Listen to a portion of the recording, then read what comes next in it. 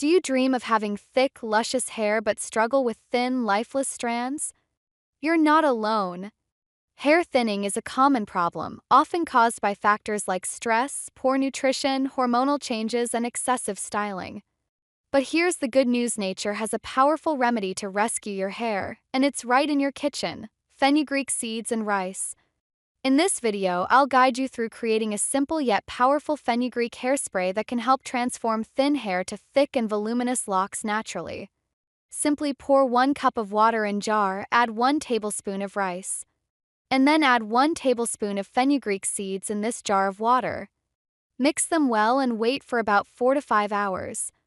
Soak them until the water turns into cloudy and yellowish color. Transfer this water into a spray bottle and spray it on your scalp.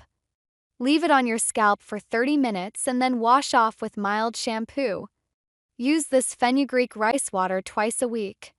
Fenugreek contains hormone precursors that boost hair follicles. Rich in proteins and nicotinic acid, it strengthens hair roots.